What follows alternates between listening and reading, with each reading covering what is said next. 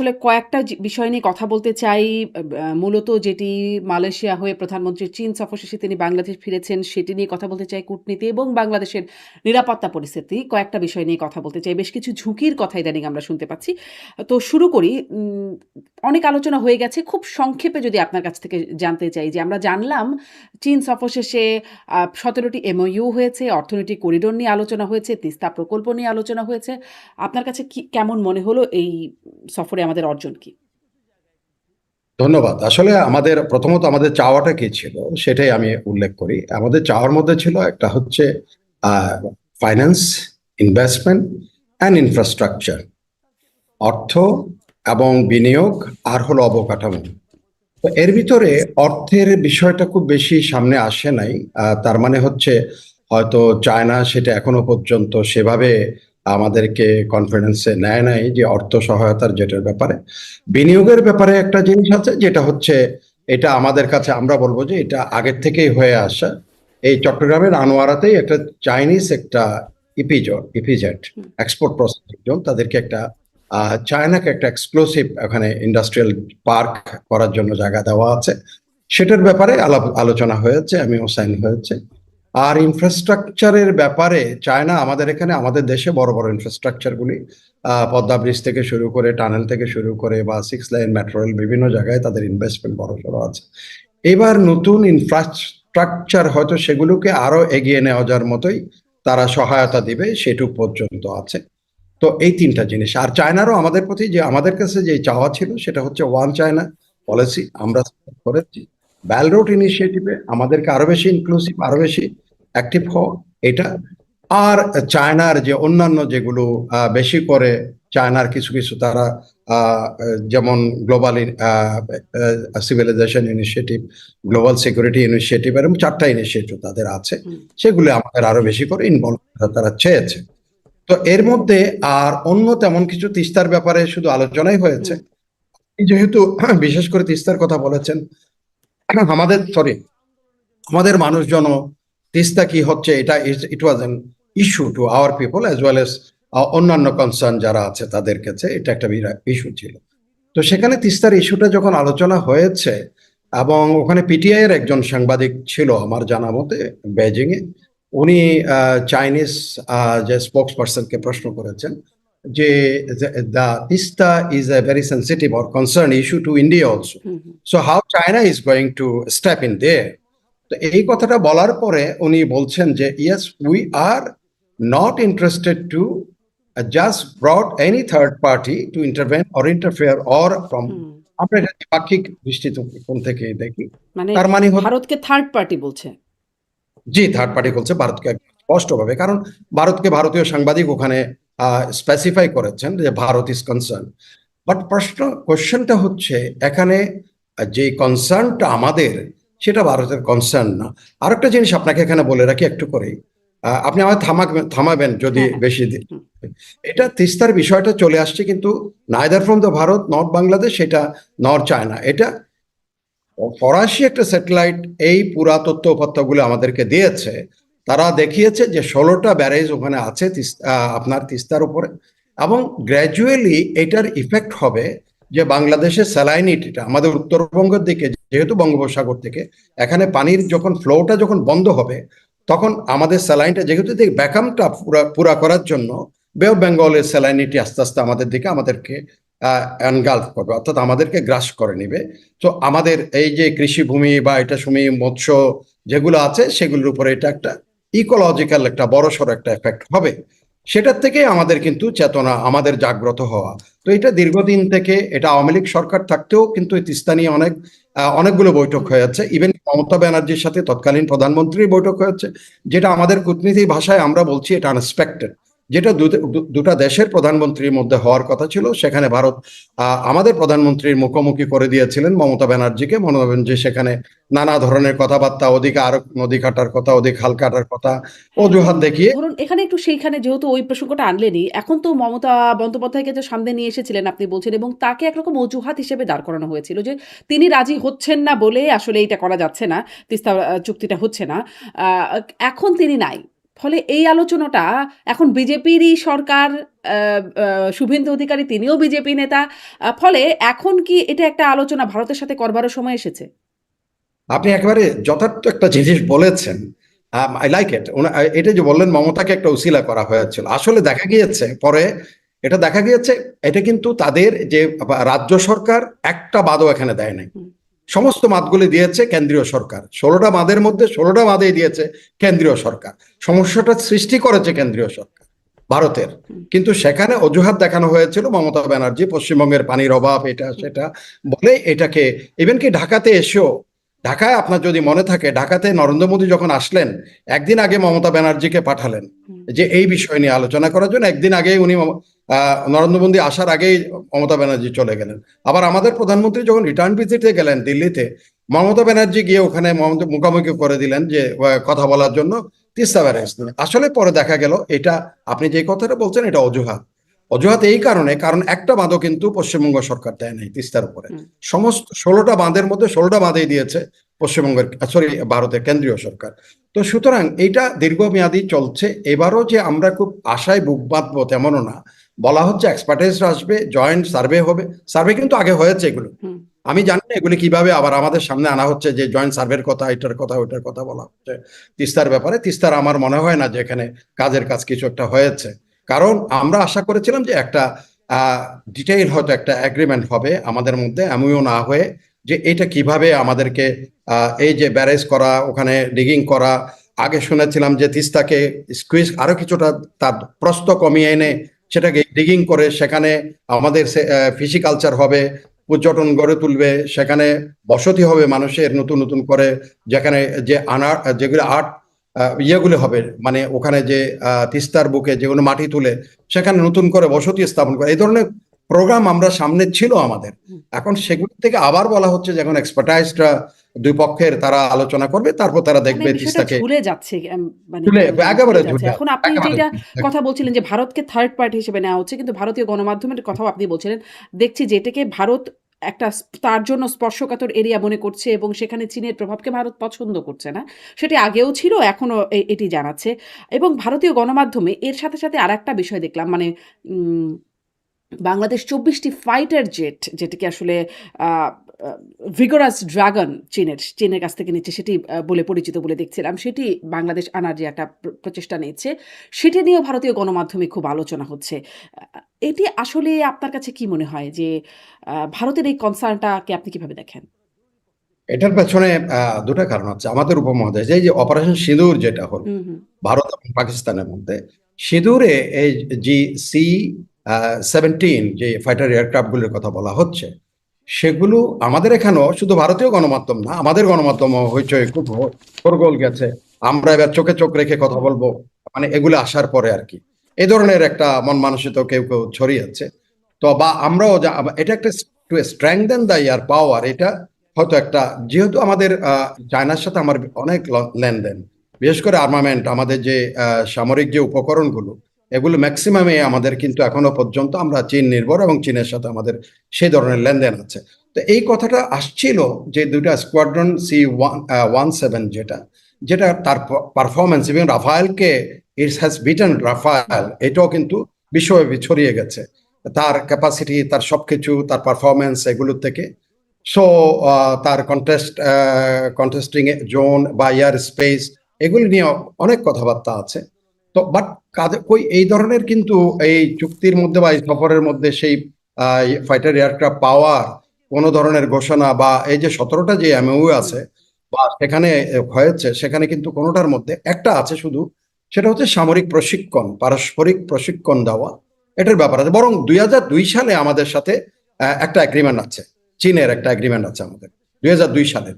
সেই এগ্রিমেন্টে কিন্তু আমাদেরকে কোঅপারেশন, এটা ডিফেন্স প্যাক্ট হিসেবেই ধরে নেওয়া যায় দুটা দেশের মধ্যে যেটা হয়েছে 2002 এর বলে আমরা কিন্তু এই আর্মামেন্ট, অস্ত্র শস্ত্র এগুলি যেগুলো প্রশিক্ষণ এগুলো আমরা পাচ্ছি। ইভেন কি 2002 সালের ওইটার উপরে ভিত্তি করে একটা যৌথ মহড়ার কথাও ছিল, পরে এটা হয়তো বিভিন্ন ধরনের নানা মহল থেকে অবজেকশন আসার পরে মহড়াটা শেষ পর্যন্ত এটা বাতিল হয়েছে। যেমন আমাদের ডিপ সি পোর্ট, সোনাদিয়াতে ডিপ সি পোর্ট, এরকমও চায়নার হুম, সাথে আমাদের এমও হয়েছিল সাইন করার জন্য, সেটাও বিভিন্ন ধরনের কর্নার থেকে নানা ধরনের যখন কূটনৈতিক বা ভূ রাজনৈতিক যখন প্রেশার আসছে, এটা আমরা অ্যাবান্ডন করেছি। চীন হয়তো সেটা এখনো তাদের মনের মধ্যে আছে, গেঁথে আছে সেটা। কারণ এই শিপিং তখন ছিল, ভাইস প্রেসিডেন্ট তখন ছিলেন, হি সাইন দ্য এমওইউ এই ঢাকার এই যে হোটেল লা মেরিডিয়ানে। তো ওনার কাছে এটা ভিভিডলি হি ইজ স্টিল হয়তো remember that what happen with us. হুম।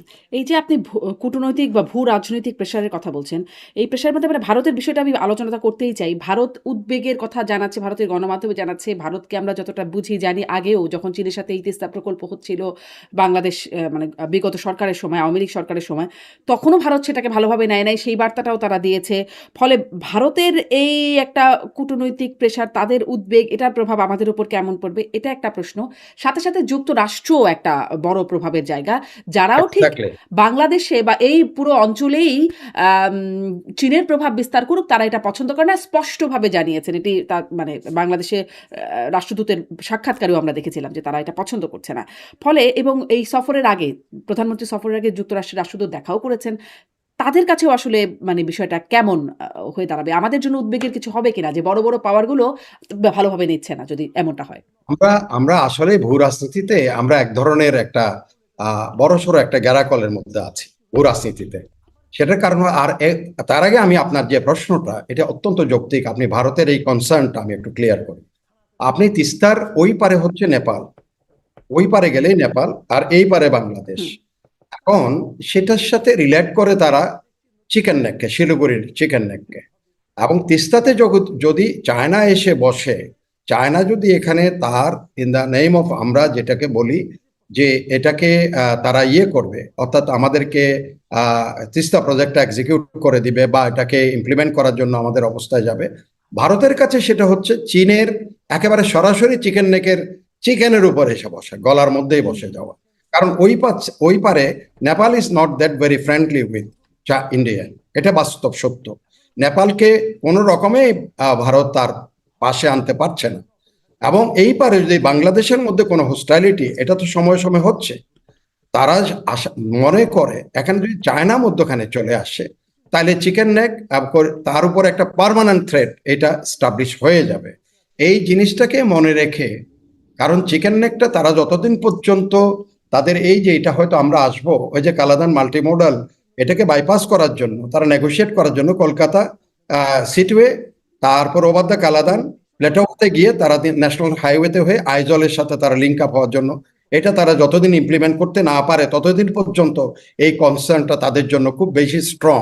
এটা যে কোনো দেশের যারা ধরেন নিরাপত্তা নিয়ে কাজ করে, দেশের ঝুঁকি নিয়ে কাজ করে, তাদের কাছে এটা অযৌক্তিক না, এটা কিন্তু তাদের দিক থেকে এটা যৌক্তিক। কারণ চীনের সাথে তাদের এখনো পর্যন্ত এমন কোনো হৃদ্যতাপূর্ণ সম্পর্ক হয়নি। কারণ এটার পেছনে আবার কারণ আছে। এই যে আপনি মার্কিন যুক্তরাষ্ট্র, আমি আসবো মার্কিন যুক্তরাষ্ট্রের অন্যতম, এখানে তারা মনে করে যে ওয়েপন যেটাকে বা তাদের যেটা মিনস, সেটা হচ্ছে ভারত টু এনসার্কেল চায়না। চায়নার যে প্রভাব, আপনি প্রশ্ন এটাও যৌক্তিকভাবে করেছেন যে এখানে চায়নার প্রভাব বিস্তার হোক, এটা মার্কিন যুক্তরাষ্ট্র চায় না। কিন্তু চায়না যদিও তাকে মালাক্কাতে বেকায়দায় ফেলেছিল কোয়াড করে, এই যে তার মধ্যে ভারত কিন্তু কোয়াডের একজন সদস্য, হুম, এবং ব্রিটেন একটা সদস্য, অস্ট্রেলিয়ার সদস্য, ফ্রান্স ছিল। ফ্রান্স শেষ পর্যন্ত মন কষাকষির মধ্যে ওদের সাবমেরিন নিয়ে, তাদের সাবমেরিন থেকে না নিয়ে ব্রিটেনের সাবমেরিন যখন অস্ট্রেলিয়া নিচ্ছে, ফ্রান্স উইথড্র হয়ে চলে গেছে। বাট ভারত ওখানে খুব অ্যাক্টিভ। কিন্তু সেখানে দেখা গেল কি এই কোয়াডের মাধ্যমে আপনার মালাক্কা প্রণালীতে যে হার্ডল ক্রিয়েট করেছে ইউনাইটেড স্টেটস ফর চায়না, কারণ মালাক্কা ছিল চীনের জন্য চতুর্থ তার এনার্জি সাপ্লাই রুট। এই বেকায়দায় ফেলে দিয়ে যখন দিছে চায়না খুব স্মার্টলি, তখন আমাদের সোনাদিয়াতে চায়না আসতে চেয়েছিল to have an alternative route, belt route ইনিশিয়েটিভের জন্য। তার বাংলাদেশ এমওইউ সাইন করার পরেও এই যে হয়তো এটা একটু স্পষ্ট বললে বলো ভারতীয় প্রেশারের কারণে হুম, সেটা সেখানে উইথড্র হয়ে গেছে, বাংলাদেশ সেটা অ্যালাউ করতে পারে না বা করে নাই। শেষ পর্যন্ত চায়না কিন্তু আর বসে থাকে নাই, চায়না চলে গেছে ও মিয়ানমারকে কনভিন্স করে, তারা চলে গেছে চকপিওতে। চকপিওতে তাদের এখন কুনমিং এর সাথে দুইটা লাইন, এখন গ্যাস এবং তেল লাইন, ওই দুটা দিয়েই তারা এখন মধ্যপ্রাচ্য থেকে গ্যাস এবং তেল এগুলি তারা ওখানে কুনমিং এ নিয়ে যাচ্ছে। তিনটা প্রভিন্সে চায়নার তারা এখানে এটা সাপ্লাই করে। একই সাথে তারা ওই চকপিওতে তারা ও প্রায় $20 বিলিয়ন তারা ওখানে বিনিয়োগ করে তারা ইন্ডাস্ট্রিয়াল পার্ক গড়ে তুলতেছে, এবং সেটা তারা মেইন চায়নাতে না করে, অর্থাৎ মূল ভূখণ্ডে তারা এটা উৎপাদন না করে উৎপাদন ব্যয়টাকে কমানোর জন্য তারা এবং যোগাযোগ সহজের জন্য তারা চক্রান্তে সেটা করে তারা তাদের মার্কেট আফ্রিকা এবং মধ্যপ্রাচ্যকে তারা টার্গেট করে তারা প্রোডাকশন এখানে যাচ্ছে। আজকে আমি একটু করে আবার হয়তো এটা লিঙ্ক হয়ে যাবে, আমাদের পররাষ্ট্রমন্ত্রী ডক্টর খলিল বলছিলেন টাইম এবং কস্ট অফ প্রোডাকশন, এই দুটাকে এখন উনি বলছেন আজকে এখানে আমাদের বাংলাদেশে করিডোর, অর্থনৈতিক করিডোরের আলোচনা নাকি হয়েছে। আমাদের সাংবাদিকরা হয়তো ওনাকে প্রশ্ন করে না, আমি হলে প্রশ্ন করতাম, তাহলে আপনি যে করিডোর একটা কথা বলে এখানে যে যখন জাতীয় নিরাপত্তা উপদেষ্টা ছিলেন তখন যে একটা প্যাচ লাগালেন তখন মিয়ানমার, সেখানে আপনি জানেন যে চীনের কি স্বার্থ আছে, সেখানে আপনি তো you are the first man who was provoking, who was advocating for the corridor, humanitarian corridor, এটা সেটা। এখন আজকে আবার আপনি সেই জিনিস কিন্তু চায়নাতে রেজিস্ট্রেট করা আছে। চায়নারা এত বোকা না, চাইনিজরা কিন্তু এগুলি সব জানে। তারা আজকে কাউন্টার প্রপোজাল, যদি এটা সত্য হয়ে থাকে আমি জানি না, আলোচনা করা হচ্ছে যে চায়না বলছে এখন বাংলাদেশ মিয়ানমার হয়ে মুসের সাথে, Muse I travel up to this, এই রোডটা দিয়ে কিন্তু আমি গিয়েছি, অনেকবার এটা নিয়ে কথা বলেছি যে একটা আমাদের এই কমিউনিকেশনটা স্টাবলিশ করা উচিত।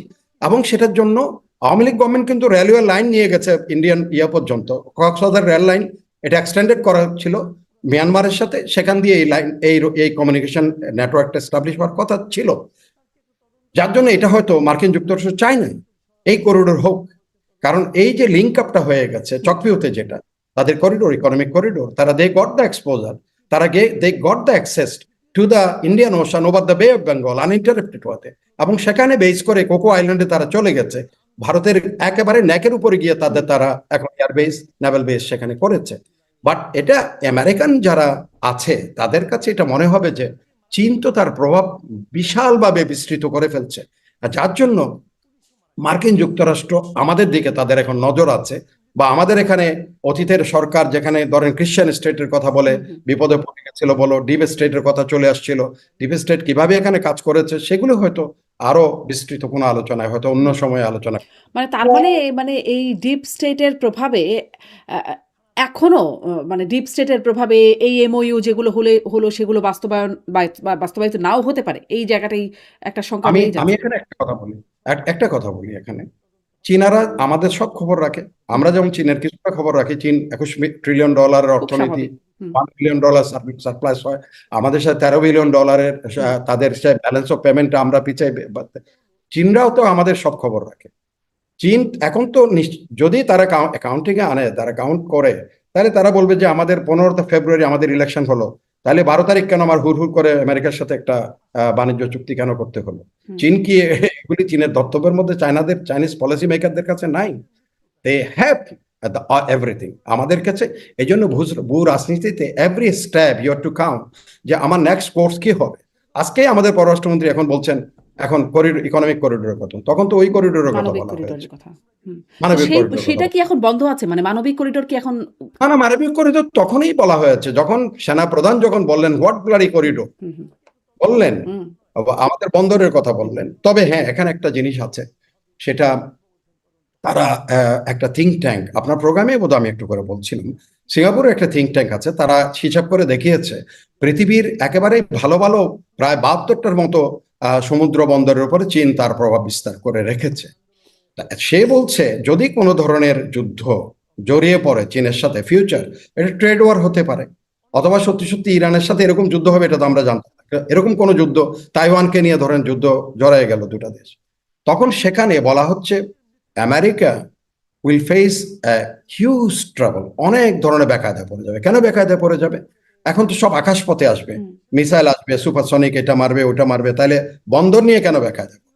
তার হিসাব করে সে দেখিয়েছে বন্দর নিয়ে, কারণ সাপ্লাইগুলো আপনার রিপ্লেনিশমেন্ট যেগুলো রসদ সৈন্যদের জন্য, সেগুলো কিন্তু সমুদ্র বন্দর দিয়েই তাকে নিয়ে আসতে হবে, এবং ওই সমুদ্র বন্দরগুলো তখন চাইনিজদের প্রভাবে থাকবে, তারা they will create hurdle for American replenishment. তখন আমেরিকা কিন্তু যুদ্ধে বেকায়দায় পড়ে ত্রাহি অবস্থা হবে। এবং তারা সাজেস্ট করেছে যে তোমার you have to invest in different, এই যে সমুদ্র বন্দরগুলি আছে এখানে তোমাকে কিন্তু ইনভেস্ট করতে হবে। ওই থিঙ্ক ট্যাঙ্কের ওই চিন্তাটা তারা কিনেছে।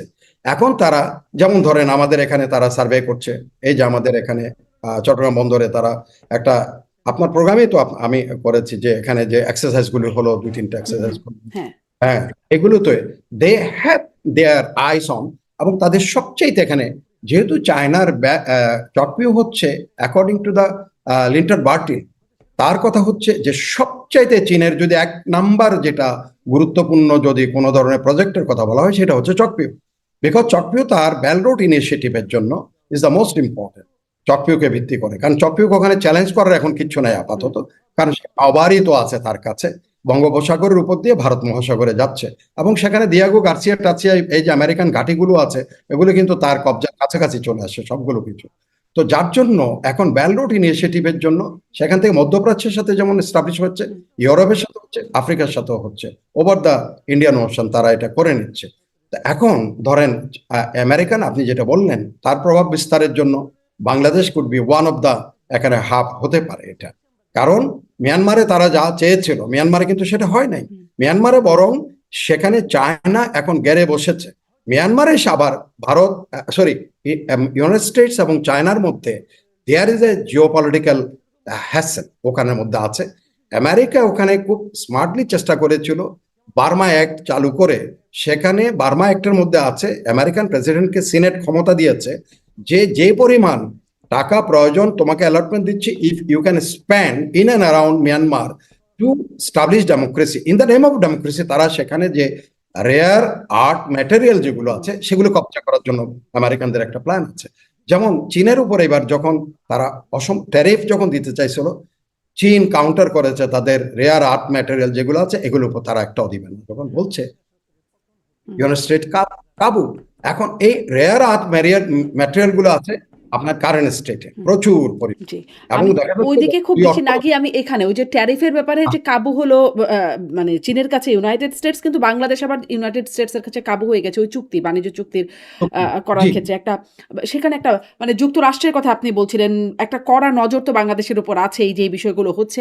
আবার একটু জি ভারতের দিকেও যাই, যে ভারতও যেটি বলছিলাম যে তারা নানান দিক থেকে উদ্বেগের কথা যে জানাচ্ছে, সেটি তারা তাদের গণমাধ্যমের খবরে আসছে, এবং ভারত চাপ প্রয়োগ করার কৌশল হিসেবে, আমি সম্প্রতি ভারতের একজন সাংবাদিক, প্রেস ক্লাব অফ ইন্ডিয়ার সাবেক সভাপতি, এবং তিনি এখন কূটনৈতিক একটা প্ল্যাটফর্ম হয়েছে সাংবাদিকদের, সেটিরও প্রধান দেখছিলাম বা সভাপতি, তিনি আমাকে বলছিলেন যে একটা চাপে রাখার কৌশল হিসেবে ভারত আসলে বাংলাদেশের এই জেস্টার অনেক কিছুই পছন্দ করছে না, ফলে চাপে রাখার কৌশল হিসেবেই ধরুন পুশিনের ব্যাপারটা চলছে, ডাক্তার জাহেদ প্রধানমন্ত্রীর উপদেষ্টা, তিনি গিয়ে অপমানিত হলেন বা হয়রানির শিকার হলেন, এই বিষয়গুলো চলছে। মানে ভারত আমাদের আসলে কেমন ঝুঁকির মধ্যে ফেলতে পারে, বা আসলে ফেলতে পারে কিনা? আমাদের প্রচন্ড ঝুঁকির মধ্যে অলরেডি ফেলে রেখেছে। ফেলতে পারে কিনা বলছেন আপনি, হুম, পসিবিলিটিস দেয়ার, আপনি এই কথাই বলছেন, আমি অলরেডি ফেলে রেখেছে। এই কারণে, কারণ পশ্চিমবঙ্গে যখন বিজেপি তার নির্বাচনী বৈতরণী পার হওয়ার জন্য এমন এমন ইস্যুকে নিয়ে আসছে যেগুলো আমাদের এফেক্ট করেছে। আপনি এপিসেন্টার, ভূমিকম্প হয় কোনো একটা বহুত দূরে, কিন্তু এফেক্ট হয় সবাই। এখন তাদের ওখানে ভূমিকম্প তারা করেছে, কিন্তু আমরা উই আর এফেক্টেড। কেন এফেক্টেড আমি আপনাকে বলি। সেখানে শুভেন্দু অধিকারী তার নির্বাচনী প্রচারণা শুরু করেছে যে এখানে মুসলমানরা এখানে আসছে, হুম, আমরা নির্বাচিত হলে মুসলিমদের এখান থেকে বিতাড়ন করা হবে, এই সেই ওরকম সেরকম এখানে থাকতে হলে। এবং নির্বাচনের পরে আপনি যে 99.2 মিলিয়ন মানুষকে যে ভোট অধিকার ইয়ে করা হলো, বঞ্চিত করা হলো, তাদের মধ্যে হচ্ছে majority are the Muslims. So ওখানে খুব সূক্ষ্মভাবে একটা এই কমিউনালিজমকে ওয়েপন হিসেবে ব্যবহার করেছে, যেটা আমাদের জন্য, আমাদের জন্য খুব দুর্ভাগ্য, আমাদের জন্য কষ্টকর। কারণ আমরা কমিউনাল না, বাংলাদেশের মানুষ পারতপক্ষে কমিউনাল না। কিন্তু যখন দেখা যাচ্ছে সেখানে বলা হচ্ছে ভোটের পরে হিন্দুরা আমাকে ভোট দিয়েছে, একজন মুখ্যমন্ত্রী বলছে হিন্দুরা আমাকে ভোট দিয়েছে, মুসলমানরা মমতা ব্যানার্জিকে ভোট দিয়েছে, সুতরাং এখানে মুসলমানদের কোনো জায়গা নাই, থাকলেই হবে সেই হবে। মসজিদ নামাজ পড়া 10-20 হুম, হুম। মিনিট নামাজ ধর কথা বলছে। এদিকে আবার আসামে হিমন্ত শর্মা নানা ধরনের কিসিমের কথাবার্তা বলা শুরু করেছে, উনি বলছেন। তো এগুলো আমাদেরকে, আমাদের জাতীয়, আমাদের যে একটা ইনক্লুসিভনেস, আমরা হিন্দু, মধ্য, খ্রিস্টান, আমরা সারা জীবন যুগ যুগ ধরে আমাদের মধ্যে ইনক্লুসিভনেস যেটা আছে এটার উপরে আঘাত আনছে। এটা আমাদের জাতীয় নিরাপত্তার জন্য তারা এক ধরনের হুমকি সৃষ্টি অটোমেটিক্যালি করে ফেলেছে। আজকে যেমন ওখানে যে বক্তব্যগুলি দেওয়া হচ্ছে, সেই বক্তব্য যেমন গরু দেওয়া হবে না, আর গরু বাংলায় সারপ্লাস হয়ে যাচ্ছে এখন, ধরেন একটা কথা। আর ধরেন ধর্মীয় উগ্রবাদ যেটাকে, সেটাই আমাদের জন্য সবচেয়ে কষ্টকর, এটা তো বলছে যে দুঃখজনক। তাদের যে বক্তব্য বা তাদের রাজনীতির একটা প্রভাব আমাদের দেশে এসে পড়ছে। আর সরাসরি আমরা দেখলাম ভারতের একজন নিরাপত্তা বিশ্লেষক তিনি বলছেন বা ভারত কর্নার তিনি বলছেন যে বাংলাদেশের রংপুর অঞ্চলটিকে ভারত কিনে নেবে। কিনে নিতে না পারলে দখল করে নেবে। এরকম কথা বলছেন। আ এগুলোরও একটা প্রভাব আছে কিনা বা এরকম কোনো চিন্তাভাবনা আসলে ডেফিনেটলি ভারত ভাবে আছে, আছে, আছে, আছে। আমি আপনাকে বলি, আপনি যেমন আমেরিকা মার খেলো কোথায়, ইরানে। আমি প্রত্যেকটা তাদের স্ট্র্যাটেজিস্ট যারা আছে, যারা তারা বলছে আমেরিকা ভুলে গেছে যে তাদের একটা জাত্যাভিমান আছে। হুম, ইরানের একটা জাত্যাভিমান আছে, 5,000 বছরের তার একটা ইতিহাস আছে, সভ্যতার ইতিহাস হুম, আছে। আপনি 250 বছরের ইতিহাস নিয়ে আমেরিকা এখন তার শক্তি মদে মত্ত হয়ে চীনের ইরানের উপর, এবং দেখা গেল ইরানিদের মধ্যে যেটা বিভক্তি ছিল মোল্লাতন্ত্রের বিরুদ্ধে বা এটার বিরুদ্ধে যেগুলি সেটারও ছিল, এক হয়ে তারা গেল। সব হুম, এক হয়ে গিয়ে এমন একটা কঠিন শক্তিতে এখন পরিণত হলো। তো এই যে তারা সবচেয়ে বড় আসল জায়গায়, সেন্সিটিভ জায়গায় তারা আঘাত করেছে। হুম, ঠিক একইভাবে এখন যদি ধরেন আপনি যে বলছেন এই যে রংপুর আমি কিনে নেব, কারণ রংপুরকে আমি বলছি বিক্রি করব? হুম, হুম, আমরা কি বিক্রি করার কথা বলছি? হুম, বলি নাই তো। একবার বলে চট্টগ্রামকে এই সময়ে, এই যে মাণিক্য, চন্দ্রমাণিক্য, ত্রিপুরার মহারাজার চতুর্থ অধস্তন পুরুষ, বলছে চট্টগ্রাম আমরা দখল করে নিব এই সময়। আরে বাবা, এটা তো অত সহজ কিছু না। বর্তমান বিশ্বে বলা যত সহজ, হুম, করা অনেক বেশি কঠিন। আপনি যত কথাই বলুক, একটা জাতির যখন জাত্যাভিমান জাগ্রত হয়, একটা জাতির যখন স্বজাতিবোধ মানে দেশপ্রেম জাগ্রত হয়, বা আপনি হেল্প করলেন, তখন সেটা কিন্তু বড় কঠিন সেখানে। আর আমি কেন বলতে যাব রংপুর আমার দখল করার, রংপুর এটা করার ওটা করার? আমি এটাকে না করে, বরং আমার কথা হলো আমাদের রিলেশনশিপ। হুম, হুম। আমরা তো হ্যাভ এ বন্ডিং আছে। 71 সালে ভারত বাংলাদেশের পাশে দাঁড়িয়ে যুদ্ধ করে নাই। সেসব না বলে এখন তুমি দখল করে নিবা, দখল করে নিবে, এগুলি বলে তো ইউ আর অ্যান্টাগোনাইজিং। হুম, বলছেন যে বলা যত সহজ করা তত সহজ না। কিন্তু কিছু, কিছু বিষয় আবার এর মধ্যে আছে। ধরেন মানে এশিয়ার সবচেয়ে বড় রাম মন্দির নির্মিত হতে যাচ্ছিল রংপুরে। সেখানেও আবার স্থানীয়দের একটা বাধার মধ্যে সেটা স্থগিত হয়ে আছে। কিন্তু তার একটা স্ট্রাকচার ইতোমধ্যে দাঁড়িয়ে গেছে। সেটার অর্থায়ন কোথা থেকে রাম আসবে? মন্দির না, রামের মূর্তি, রাম মূর্তি মূর্তি। দুঃখিত, দুঃখিত। রামের মূর্তি হ্যাঁ, সবচেয়ে হ্যাঁ, বড় হ্যাঁ, ৮১ হ্যাঁ, ফিট সম্ভবত উচ্চতার একটা হ্যাঁ, রামের মূর্তি করা হয়েছে। কারেক্ট, ইউ আর হ্যাঁ, কারেক্ট, তো কারেক্ট। সেখানে আ এই একটা প্রচেষ্টা, এটাও একটা খুব সন্দেহজনক কোথা থেকে অর্থায়নটা আসছে এটা নিয়ে বেশ কিছু আলোচনা আছে। আবার ধরেন কিছুদিন আগেই দেখা গেল একজন চৈতালি চক্রবর্তী সুপ্রিম কোর্টের আইনজীবী আম হঠাৎ করে তিনি এসে বলছেন বেশ ভাইরাল হলো সামাজিক যোগাযোগ মাধ্যমে যে বাংলাদেশে হিন্দুদের জন্য একটা আলাদা প্রদেশ গড়ে তোলা হবে। এরকম একটা বার্তা তিনি দিচ্ছেন। বিশ্বের বিভিন্ন দেশের সহায়তা নিয়ে এটা এরকমটা করবেন। মানে এরকম ছোটখাটো বিষয়গুলোকে কি এক সুতায় গাঁথবার কোনো সুযোগ আছে না? ভারত কর্নার বলছেন রংপুর বিভাগকে দখল করে নিতে। এদিকে রংপুর বিভাগে রাম মূর্তি হচ্ছে। এদিকে চৈতালি চক্রবর্তী কোথা থেকে এসে তিনি বলছেন যে হিন্দুদের জন্য আলাদা প্রদেশ। কোনো মানে সমীকরণ আছে কিনা এর মধ্যে? আমি আপনাকে একটা কথা বলি। এই যে বাবু শুভেন্দু অধিকারী তো পশ্চিমবঙ্গের মুখ্যমন্ত্রী। একজন মুখ্যমন্ত্রী হিসেবে, রাজনৈতিক নেতা হিসেবে আমার সমস্ত শ্রদ্ধাবোধ আছে। আর সেদিন উনি দেখলাম একটা বক্তব্য দিয়েছেন। উনি বলছেন উনি ইয়ের কাছে গেছেন, একজন জাতীয়তাবাদী, অর্থাৎ কমনাল, আমি নামটা নাই বললাম, ওনার ওখানে গেছে।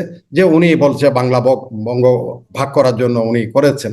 হ্যাঁ, এটা এখন এই জন্য ওনার শ্রদ্ধা জানাতে আসে। বাট উনি হয়তো ইতিহাসের এই পার্ট নেন নাই। এই উপমহাদেশ যখন বিভক্ত হচ্ছিল, তখন 3টা এন্টিটিকে স্বীকৃতি দেওয়া হয়েছিল: পাকিস্তান, ভারত, বাংলা, আসাম। বাংলা, আসাম। সেখানে এই যে গৌহাটিতে এখন যে বরদলৈ ইন্টারন্যাশনাল এয়ারপোর্ট, বরদলৈর প্রচুর টাকা পয়সা ছিল। বরদলৈ টাকা দিয়ে ব্রিটিশদেরকে কিছু কবজা করেছে, অথবা গান্ধীজির কাছে তারপর গিয়েছে। সেখানে গিয়ে আপনার তাদেরকে এই বলা হলো যে বাংলাতে মুসলমানরা 36টা সিট, 36টা সিট হুম, তাদের রিজার্ভ আছে, ওভারঅল মেজরিটি হয়ে যাবে মুসলমানরা। তাহলে পাকিস্তানও মুসলমানরা মেজরিটি, আর বাংলা আসামও মেজরিটি হবে, দুইটা মুসলমান দেশ হয়ে যাবে। এই কথাগুলি তুলেই কিন্তু তখন এই বঙ্গভঙ্গটা হয়েছিল, এসব কথাবার্তা হয়েছিল। হুম, এখন যদি যদি এখন এই অঞ্চলের সব মুসলমান মিলে যদি আবার ওনারা যেভাবে উস্কানি দিচ্ছেন, যেমন আমি একটা জিনিস আমি অবাক হয়ে গেছি, উত্তরপ্রদেশে আপনি জানেন কি পরিমাণ গডসে টেম্পল আছে? নাথুরাম গডসে, হু হুম, কিল গান্ধী, আপনি বিশ্বাস করতে পারবেন, গান্ধীর গলায় সেখানে বিভিন্ন ধরনের অপমানজনক মালা পরায় দিছে এই যে সেখানে মুখ্যমন্ত্রী আর যোগী আদিত্যনাথ। হুম, কারণ তার কথা হলো যে Godse was the real patriot, hmm সত্যিকারের দেশপ্রেমিক ছিল গডসে। হুম গান্ধী দেশ মাতাকে ভাগ করার জন্য রাজি হয়েছে, সুতরাং Gandhi is held responsible for division of দেশমাতা। হুম সুতরাং গান্ধীকে মেরে সে যা করেছে সেটা ভালো করেছে, তার জন্য সবচেয়ে বড় মন্দির করেছে এখন উত্তরপ্রদেশে গডসে টেম্পল। তো এগুলি কি, এগুলি এগুলি তো হচ্ছে, তারা এগুলি থেকে আপনি জানলে কি এখানে কি করে বলে যে এখানে এখন সবাইকে থাকতে হলেই মুসলমানকে ধর্ম পরিবর্তন করতে হবে।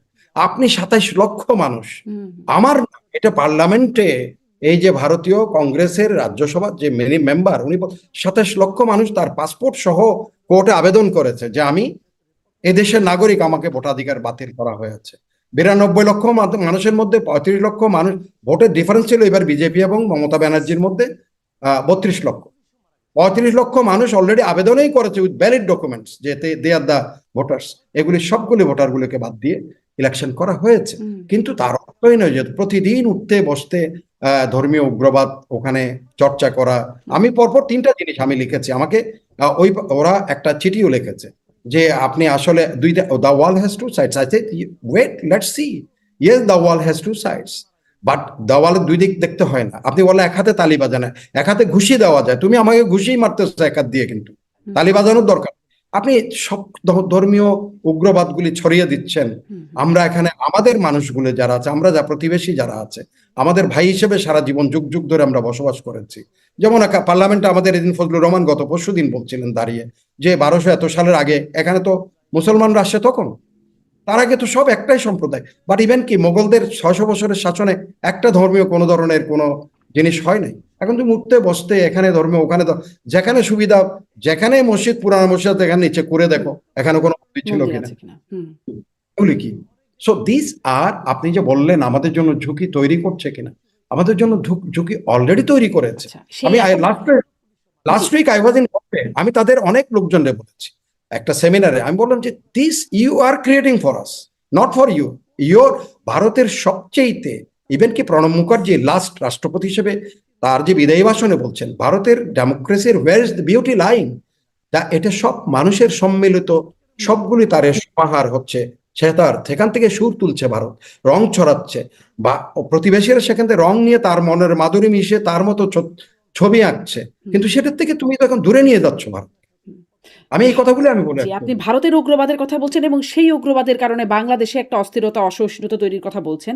বাংলাদেশেও একটা উগ্রবাদের মানে বিষয় দেখছেন কিনা? যেমন ধরেন একটা বিষয় সম্প্রতি গণমাধ্যমেও আসছে যে যখন আসলে ফুটবল বিশ্বকাপ চলছে তখন ব্রাজিল, আর্জেন্টিনার পতাকা আমাদের দেশে ওড়ে। এটা একটা আমাদের ভালো না লাগলেও মানে এটা একটা আমাদের প্রথার মধ্যে আছে যে বিভিন্ন দেশের ব্রাজিল, আর্জেন্টিনা মূলত এবং বিভিন্ন দেশের পতাকা ঘোরে। কিন্তু একজন মুফতি হারুন ইজহার তিনি বলছেন যে এগুলোকে বদমাইশি আখ্যা দিচ্ছেন এবং সেখানে কালেমার পতাকা লাগানোর নির্দেশ দিচ্ছেন এবং তার পরপরই দেখা যাচ্ছে যে বিভিন্ন ঢাকা সহ বিভিন্ন জায়গায় একদম এই কালিমার পতাকায় ছেয়ে গেছে সাদা কালো বা কালো রঙের উপরে সাদা ক্যালিগ্রাফি করা পতাকা। অনেকে বলছেন এটা আইএস এর পতাকার সদৃশ্য এরকম পতাকা ছড়িয়ে যাচ্ছে। প্রশাসনও বলছে যে এই বিষয়টা তাদের নজরে আছে। এরকম একটা খবর আমি দেখছিলাম। মানে এর মধ্যে কোনো বার্তা আছে কি? হ্যাঁ, মানুষ যখন তার সেন্সিটিভিটি, মানুষ যখন কোনো একটা ইমোশনাল কোনো অ্যাটাচমেন্ট থাকে সেখানে এরা সুযোগ নিতে চেষ্টা করে, এটাই হলো একটা। নাইলে ঠিক আছে, আমি ব্রাজিল, আমি আর্জেন্টিনা, আমি সাপোর্ট করছি, তো তুমি ওটাতে হস্তক্ষেপ না করে তোমার যদি কোনো মনের মধ্যে সুপ্ত বাসনা থাকে কোনো প্রচার করার জন্য, প্রকাশ করার জন্য, আলাদা করে প্রচার করো, তুমি তোমার মতো করে করো, কেউ তো বাধা দিচ্ছে না এখানে। তোমার বাংলাদেশ তো যদি বলতো যে বাংলাদেশের পতাকা তোলেন, হুম আই উড অ্যাপ্রিসিয়েট ইট। যে আমি যেমন আমার বাড়ির উপরে সবগুলি ফ্ল্যাগ আছে, যত ম্যাক্সিমাম রিনাউন্ড ইয়ার মধ্যে ফ্ল্যাগ আছে, সবার উপরে বাংলাদেশের ফ্ল্যাগ, আর সবচেয়ে বড়। এটা হচ্ছে এইটুকুই বলেন, অন্তত আর কিছু না। তোমরা যেভাবে অন্য দেশের প্রতি মানে একটা ফ্যাসিনেশন মানুষের থাকে, হুম ফুটবল ক্রেজ এটা থাকে, সারা পৃথিবীতে থাকে, এটা আছে, আমাদের এখানে একটু বেশি, কিন্তু আমাদের অন্য কোনো উপলক্ষ নাই হুম যাপন করার জন্য। যদি আপনার অন্য উপলক্ষ থাকতো মানুষ তাহলে ভুলে টুলে অন্য এগুলি করতোই না। যেহেতু তার কোনো উপলক্ষ নাই, সে বসে থেকে কখন ফুটবল হবে, হুম বিশ্বকাপ এবার কখন হবে, কখন ওয়ার্ল্ড কাপ ক্রিকেট হবে, বসে থাকে পতাকা নিয়ে তার আসলে দৌড়া দৌড়ি। হুম এই যে রিক্সা, আমি যে শহরে থাকি বিশ্বাস করবেন আপনি ম্যাক্সিমাম বেবিডেক্সের উপরে ইরানের ফ্ল্যাগ উঠতেছে, ইরানের। অবশ্য ইরান কিন্তু ফাইনালে যাবে হুম না, হুম হুম কারণ হচ্ছে এখানে একটা ইস্যু কাজ করছে, হুম হুম সে মনে করছে ঠিক আছে ইরান তো একদম হুম দিছে মানে হুম হুম দেখায়, হ্যাঁ আমি এখন দেখাই দিলাম ইরানের ফ্ল্যাগ আমি উড়াচ্ছি। আমি ট্যাক্সি থামিয়ে জিজ্ঞেস এই ভাই আপনি যে এইভাবে ফ্ল্যাগ কিনলেন, আমার সামনে থেকে ফ্ল্যাগ কিনছে লাইন ধরে 3-4 জন ট্যাক্সি হলে, আমি গ্যাসোলিন নিয়ে গাড়িতে বলছি, আমি আস্তে করে গিয়ে বললাম এই অন্য দেশের ফ্ল্যাগ কিনছো না কেন, তোমরা সবাই ভাই খালি দেখছি সবাই ইরানের ফ্ল্যাগ খুঁজতেছো। এবং অডিও বিলিভ 5 ফিট একটা ফ্ল্যাগ আমাকে তারা প্রেজেন্ট করেছে, 5 ফিট একটা ইরানি ফ্ল্যাগ আমাকে প্রেজেন্ট করেছে, স্যার এটা আপনাকে দিলাম। আমি অনেকক্ষণ হাসাহাসি করলাম, জড়াটরা ধরলাম, ঠিক আছে ইজ এ গুড স্পিরিট, নির্যাতিত নিপীড়িত ইচ্ছা করলে মারা যায় না, হুম এটাই তার হলো ইরান ইরাক আমেরিকার যুদ্ধের মধ্যে। সো এটা হতে পারে। তো সেখানে আমি যদি বলতাম যে ভাই তুমি বাংলাদেশের ফ্ল্যাগটাও লাগাও, that should be the spirit. Hmm hmm এখন উনি বললেন কালেমার পতাকা, তো কালেমার পতাকাটা তো রাস্তাঘাটে অনেক সময় না, আল্লাহ মাফ করুক, রাস্তা পথে পড়তেছে, এখানে পড়ে যাচ্ছে, ওটা বাতাসে উড়াই নিয়ে যাচ্ছে, কে কোথায় ফেলে দিচ্ছে, তুমি এগুলি কি শেখাচ্ছ? এটা তো তার অন্তরে থাকার কথা। অন্য একটা দেশের কখনো কি আর্জেন্টিনা ব্রাজিল কি ইসলামের কলেমার কি সমান সমকক্ষ হয়ে দাঁড়াতে পারবে? এটা তো শতাব্দী ধরনের মানুষের বিশ্বাস আস্থা, তার মধ্যে সামান্য খেলার সাথে তুমি এটাকে মিলাই দিচ্ছ। তার মানে তুমি কত শ্যালো, কত ধরনের তোমার জ্ঞানের কতটুকু তোমার আছে, তুমি জাজ করো এটা। হুম তো এটাই। আর আপনি যেটা বলছেন এটা আমিও দেখেছি, যে এটাকে ওই দিন বোধহয় পুলিশ কমিশনার বলছেন যেটা হামাসের পতাকার সাথে তার সিমিলারিটিস হ্যাঁ আছে, হোয়াইটের উপরে কলেমা, এটা হামাসের flag, hmm hmm not the ISI, hmm ISI না, হামাস। আবার সৌদি আরবেরটা মিলে না এই জন্য কারণ সৌদি আরবে কলেমা আছে, সবুজের উপরে তালোয়ার আছে, হুম খেজুর গাছের তলোয়ার কলেমা। হুম তো এটা হচ্ছে অনলি হোয়াইট এন্ড কালো হরফের মধ্যে কলেমা, এটা হচ্ছে হামাসের ফ্ল্যাগ। হুম। কদিন আগে আবার ইসরায়েলের রাষ্ট্রদূত বললেন যে বাংলাদেশে মানে ভারতে গিয়ে বললেন বাংলাদেশে হামাসের উপস্থিতি। কোন রকম হ্যাঁ, যোগসূত্র কি হতে পারে, হতে উত্থান পারে? হবে হ্যাঁ? খুব অচিরে। পাকিস্তান এবং বাংলাদেশে উত্থান হওয়ার একটা সম্ভাবনার কথা বলেছে, এটা হুম, আমিও প্রেসে দেখেছি। Correct, you are correct. জি। আছে সেরকম, সেরকম আশঙ্কা প্রকাশ করেছে। আশঙ্কার জি, কারণ আছে? মানে যে যৌক্তিকতা দেখেন আপনার মনে আশঙ্কার হয়? কারণ মানে এই যে ধরেন আপনি এখানে, আমি তো বলবো যে আশঙ্কা সেরকম যেভাবে তারা কালার করতে চায়, বাট তারা যে আশঙ্কার, তারা যে মূল কারণ, আপনি গাজায় যেভাবে তারা মানুষ হত্যা করেছে, হুম, যে বর্বরতা তারা দেখিয়েছে, F-35 নিরীহ মানুষের উপর F-35 পৃথিবীর সবচেয়ে লেটেস্ট ফাইটার এয়ারক্রাফট দিয়ে বম্বিং করেছে। গাজার আপনার এই যে হিউম্যান রাইটস স্পেশাল রিপোর্টিয়ার জাতিসংঘ মহাসচিবের, তার যে একটা বিবৃতি, যা গাজায় দ্য ইকোনমি অফ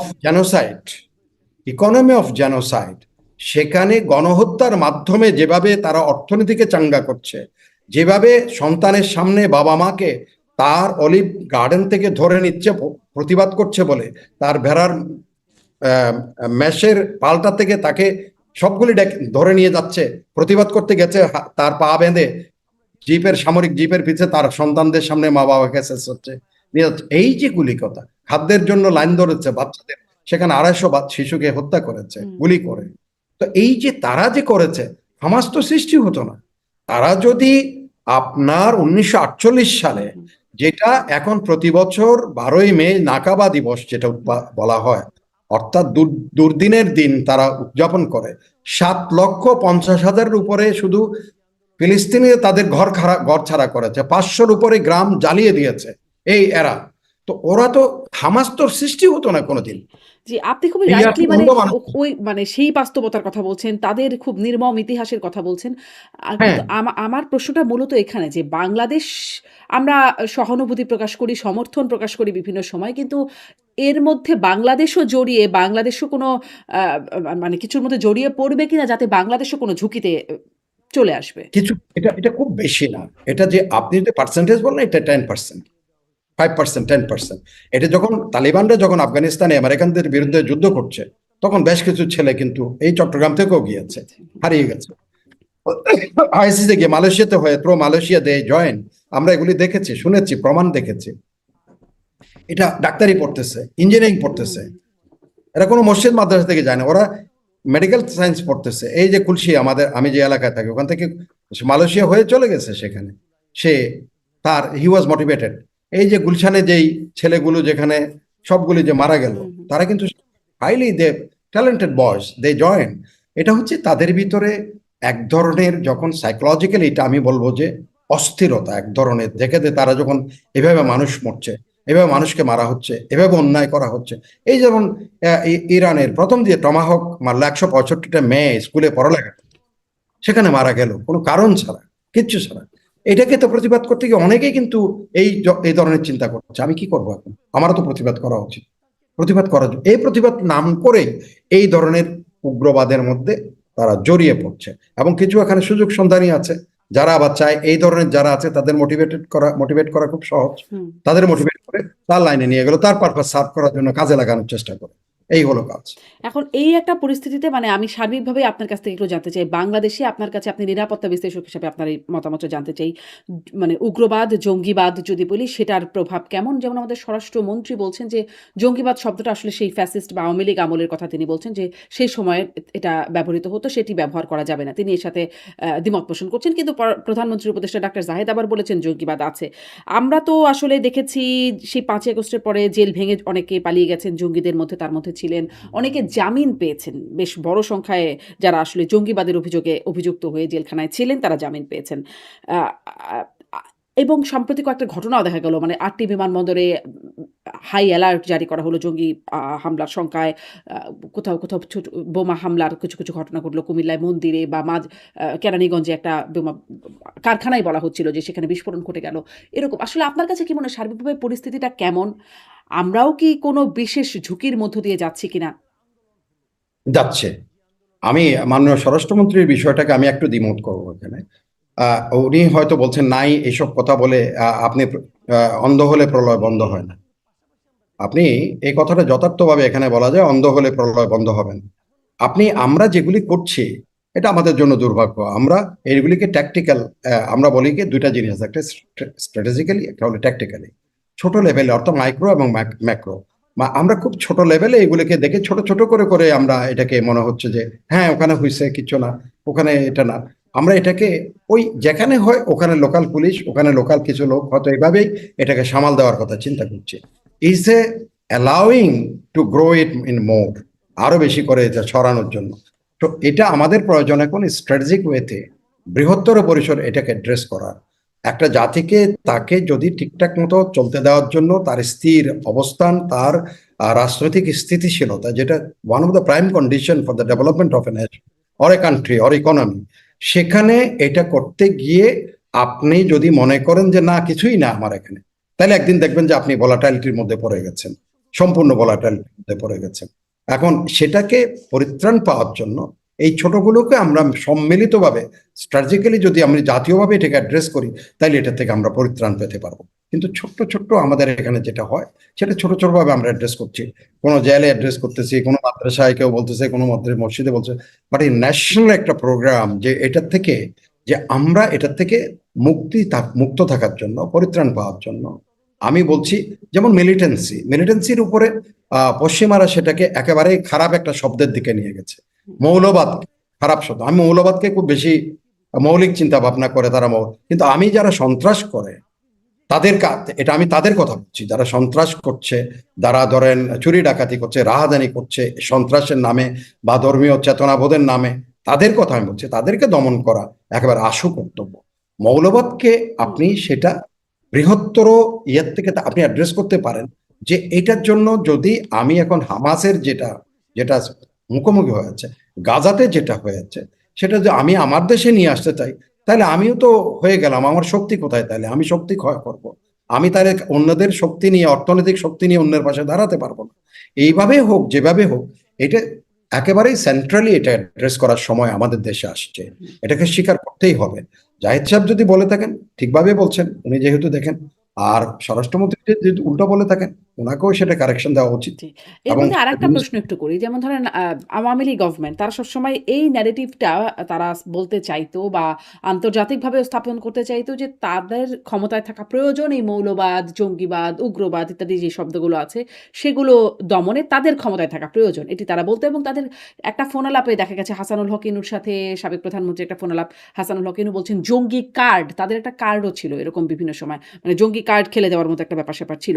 কিন্তু এই বিষয়টি কি আসলে সঠিক না কিনা যে তাদের আসলে আওয়ামী লীগের ক্ষমতায় থাকার বাস্তবতায় জঙ্গিবাদ উগ্রবাদ একরকম নিয়ন্ত্রণে থাকে, আবার এটা কি একটা বাস্তবতা কিনা আপনার কাছে এই প্রশ্নটা যেমন করতে চাই, আবার এই বাস্তবতা বা এটার সত্যতা প্রমাণে এর পেছনে মানে আওয়ামী শক্তির একটা ইন্ধনও থাকতে পারে কিনা বর্তমান মানে উগ্রবাদ বিস্তারে, দুটা দিকেই আপনার একটু পর্যালোচনা শুনতে চাই। আমি আপনাকে বলি, এটা আপনি যে প্রশ্নটা করেছেন এটা is a core issue for the nation. আমাদের জাতির জন্য এটা একটা কোর ইস্যু।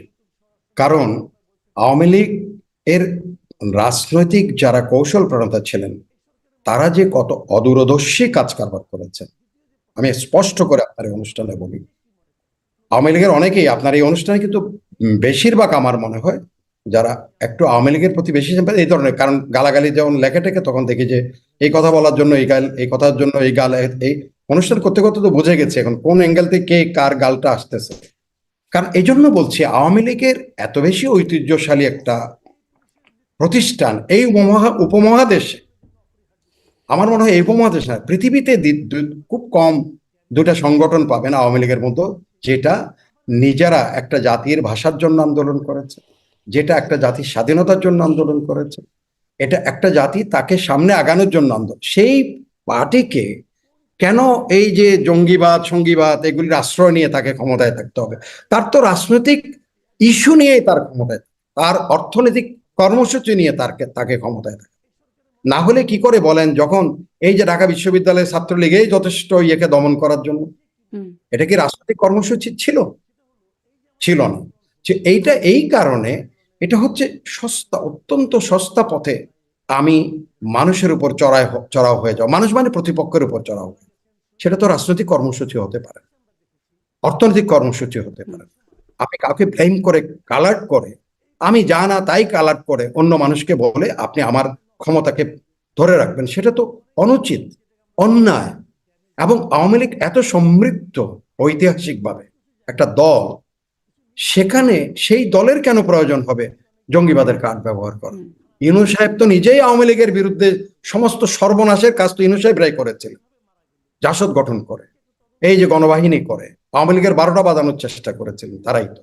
এখন উনার বুদ্ধিতে যদি আওয়ামী লীগ সেই পরামর্শে চলতে হয় তাহলে সে আওয়ামী লীগের পরিণতি এক সময় এসে আওয়ামী লীগ প্রবলেমে পড়ে গেছে। আওয়ামী লীগের যারা যদি চিন্তাশীল চেতনাশীল মানুষ, যারা যারা সত্যিকারের জাতীয়তাবাদ নিয়ে কাজ করে, জাতির উন্নয়নের জন্য অগ্রগতির জন্য অর্থনৈতিক কর্মসূচি নিয়ে, আপনি বলেন এই দলটার কি অর্জন বাংলাদেশে না ভারতে সমস্ত উপমহাদেশে দ্বিতীয় একটা দলের নাম বলেন যার এত অর্জন আছে, আজকে কি অবস্থায় পড়ে আছে তার? কেন? এই যে আপনি যে বললেন জঙ্গিবাদ কার্ডের কথা, এটাই তো একটা রং ট্র্যাকে দিয়ে, রং ট্র্যাকের মধ্যে নিয়ে, কারণ উনার তো 4জন সমর্থক নাই, উনি অন্য একটা বড় দলের কাঁধের উপরে অন্য একটা খারাপ জিনিস চাপিয়ে দেওয়ার প্রচেষ্টায় ছিলেন। তার কথোপকথনতে এটাই তো প্রমাণিত। এটা কেন করবে? করছে because I don't have anything, I don't have the footings, so he is thinking that other is also not having footings, সুতরাং এটা ব্যবহার করে, এটাই ছিল কারণ। সুতরাং এইটা খুব ভালো কাজ হয় নাই। আমি এখনো বলবো, এখন অনেকেই শুনছেন আপনার প্রোগ্রামে, এটা তো অনেক শুনেন, এবং তাদের মধ্যে অনেক যারা আছে তারা কৌশল প্রণেতা ছিলেন এক এক সময়, তাদের কাছ থেকে শুনি হ্যাঁ আপনি এটা বলেছেন, ওটা বলেছেন, হ্যাঁ বলেছি, এটা তো বলেছি, এই বলেন এখন প্রতিযুক্তি কি আছে বলেন? আমি যে কথাটা এখন বলছি এটার প্রতিযুক্তি থাকলে বলুক তারা, কেউ যে আমি এই যে কার্ডের কথা বললাম এটা কি রাজনৈতিক কর্মসূচি? এটা স্যাবোটেজ করে একটা পার্টি যার অর্জন আছে। আমার লেখাপড়া এই যে একটা হচ্ছে আপনি বললেন যেটা নিয়ে আপনি খুবই মানে সমালোচনা করছেন, কার্ড, জঙ্গি কার্ড খেলে দেওয়ার যে প্রসঙ্গটা, সেটা আবার জঙ্গিবাদ দমনে তাদের অনেক রকম প্রয়াসও ছিল, মানে কার্ডও ছিল, তারা যেমন কার্ড খেলতো আবার প্রয়াসও দেখা যেত, সেটিও আসলে কার্ড কিনা সেটা নিয়েও প্রশ্ন আছে, তবে অনেক প্রচেষ্টা দেখা যেত যে জঙ্গিবাদ মানে, এবং তারা যে ন্যারেটিভটা বলতে চেয়েছে বরাবর আন্তর্জাতিক, ভারতের কাছে বা যুক্তরাষ্ট্রের কাছে বা বিভিন্ন আন্তর্জাতিক অঙ্গনে, যে তাদের ক্ষমতায় থাকা প্রয়োজন জঙ্গিবাদ উগ্রবাদ দমনে এই অঞ্চলে বা বাংলাদেশে, সেটির একটা বাস্তবতা আছে কিনা এই প্রশ্নটা আপনার কাছে করছিলাম। সাথে সাথে এই প্রশ্নটাও করছিলাম যে সেটি যে একটা বাস্তবতা এটি প্রমাণ করবার জন্য তাদেরও এখানে কোনো ইন্ধন থাকতে পারে কিনা, মানে বাংলাদেশে এখন যে উগ্রবাদ পরিস্থিতির বিস্তারের ক্ষেত্রে আপনার। আমি হলো তো এই প্রশ্নটাই তারা করতাম যে যারা আপনি ভারত এবং ইউনাইটেড স্টেটসকে, আমি যতটুকু আমার দৌড় যদ্দূর পর্যন্ত, ওই যে বললাম মোল্লার দৌড় মসজিদ, আমি যদ্দূর পর্যন্ত গেছি দৌড়ে, সেখানে প্রত্যেকটাই জিজ্ঞেস করেছি why you have created this thing. তুমি এখন তাহলে তুমি বলো তুমি why you have bomb on Afghanistan 20 years, আফগানিস্তানের মানুষগুলোর সাথে তো অন্যভাবে তুমি একটা দফা রফা করতে পারো। তুমি কেন 20 বছর ধরে বম করলা? তুমি কোনো কথাবার্তা ছাড়া কেন গিয়ে কোরিয়ার উপর এভাবে অত্যাচার বোমাবাজি করলা? তুমি কেন গিয়ে, যেখানে হোসিমিন তোমাকে চিঠি লিখলো, আপনি জানেন লিন্ডন বি জনসনকে একটা চিঠি লিখেছে কে? হোসিমিন, যে তোমার সৈন্যরা এই কাজ করতেছে, এই করতেছে, সবচেয়ে নাপাম বোমগুলি আমাদের নিরীহ মানুষের উপর মারতেছে, আমাদেরকে ফরাসিরা এইভাবে অত্যাচার করতেছে, ওই করতেছে, এই করতেছে, তাদের হাত থেকে আমাদের রক্ষা করো। তার কাছে শেল্টার চেয়েছে, আমেরিকান প্রেসিডেন্ট জনসনের কাছে, লিন্ডন বি জনসনের কাছে। জনসন একটা উত্তরও দেয় নাই। তারপরে কি করলো? পরে ফ্রান্সের দ্বিগুণ শক্তি নিয়ে ভিয়েতনামের উপরে ঝাঁপিয়ে পড়লো। তাইলে এখন একইভাবে তখন the fire on the lake একটা বই আছে, সেখানে বলা হচ্ছে ট্রুম্যানকে তার আগে চিঠি লিখেছে, বলছে ভাই আমাদের স্বাধীনতার জন্য, আমরা নিরীহ মানুষ, আমরা তৃতীয় বিশ্বের গরিব মানুষ, আমাদের উপরে কি করলো? তৃতীয় বিশ্বের মানুষগুলোর উপর তো বোমাবাজি করলো। তো সুতরাং এখন তারাই তো সৃষ্টি করছে আফগানিস্তানে, তারাই তো জঙ্গিবাদ কেন সৃষ্টি হচ্ছে? তারা আফগানিস্তানের উপর মেরেছে।